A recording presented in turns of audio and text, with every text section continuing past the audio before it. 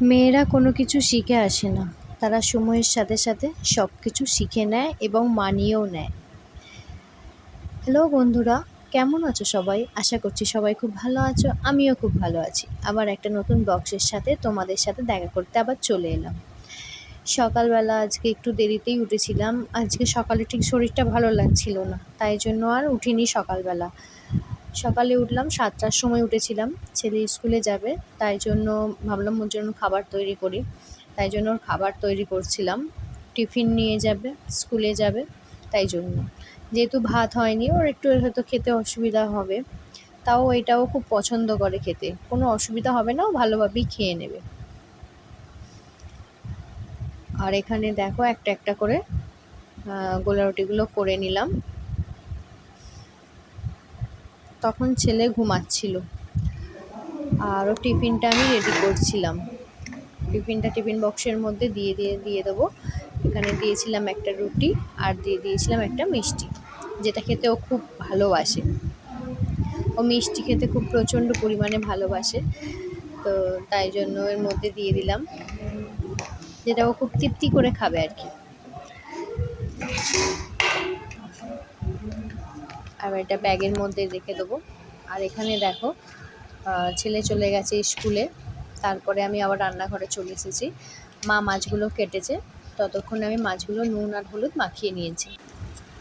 আর ও চলে যাওয়ার পর বিছানার মধ্যে বই টইগুলো সব মেলা ছিল, এবার বইগুলোকে নিচ্ছিলাম, নিয়ে একধারে গুছিয়ে রাখছিলাম। ততক্ষণে বিছানাটা গোছানো হয়নি, কারণ ও চলে যাওয়ার পরই আমি এগুলো সব কাজগুলো সারি। তো যথারীতিও চলে গেল, তারপরে আমি আমার কাজের মধ্যে আবার করে নিলাম, বিছানাগুলো গুছিয়ে নিলাম।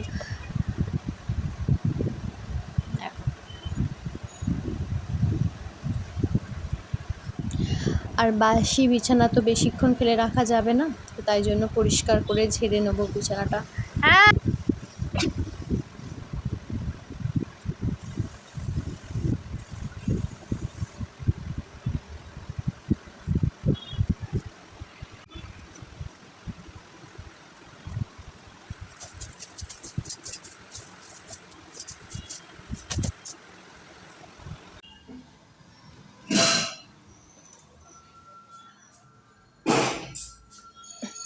তারপর রান্নাঘরে আসলাম, রান্নাঘরে এসে রান্নার জোগাড় টোগাড় করে নিয়েছিলাম, করে নিয়ে তারপর এসে গিয়েছিলো দুধ, ছেলের দুধ। তো ছেলের দুধটা আসার পর 9টার সময় করে দিয়ে যায় উনি। এসে তারপরে দুধটাকে আবার ফোটানোর জন্য গ্যাসে গরম করতে দিলাম, ততক্ষণে দেখি পেঁপে আলু সিদ্ধটা হয়ে গেছে।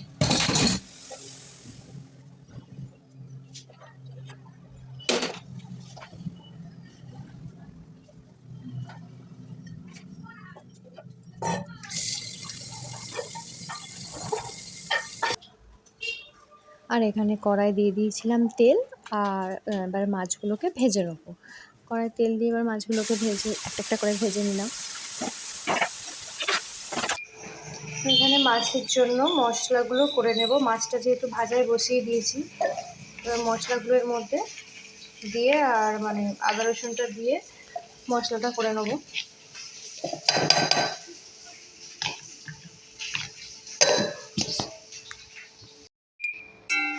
মাছের ঝালটা হয়ে যেতে মাছটা তুলে নিলাম। এই যে দেখো মাছটা তোলা হয়ে গেছে। ডালটা সিদ্ধ করে রেখে দিয়েছিলাম, অনেকক্ষণ আগেই সিদ্ধ হয়ে গেছে ডালটা। ডালটা সিদ্ধ হয়ে যাওয়ার পর ডালটা এবার কড়াই দিয়ে সম্বুরে নেবো। শুকনো লঙ্কা জিরে দিয়ে এই যে সম্বুরে নিলাম ডালটাকে একটু নেড়েও নেবো, নেড়ে একটু ফুটে গেলে ওটাকে আবার নামিয়ে নেব। আর এখানে একটু আলু ভাজা করবো, ছেলে আলু ভাজা খাবে, তাই জন্য। আর রান্না করতে করতে দেখি তার মধ্যে দেখি প্রচণ্ড জোরে বৃষ্টি এসেছে, দারুণ জোরে বৃষ্টি যাকে বলে।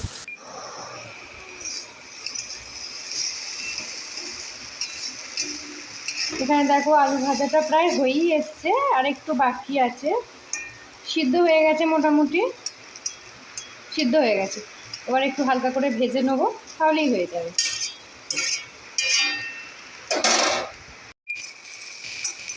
আলু ভাজাটা হয়ে গেছে, এবার এটাকে থালার মধ্যে তুলে নেব।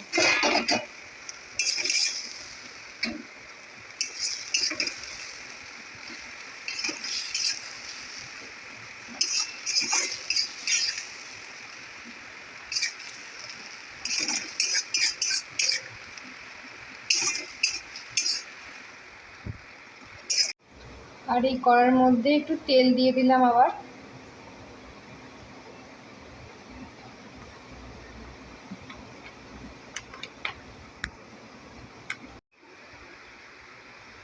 আর বাবা খায় না আলু ভাজা, তাই জন্য ওনার জন্য বেগুনি করতে লাগে।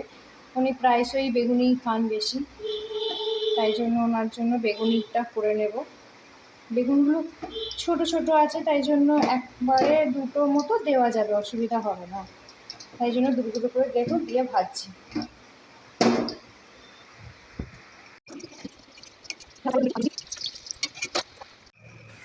রান্না হয়ে গেছে, দেখো খাবারগুলো এখানে টেবিলের মধ্যে রেখে দিয়েছি।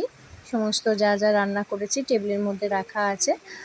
আর এগুলো যেগুলো যেগুলো একটু নোংরা আছে সেগুলো এবার পরিষ্কার করে নিলাম।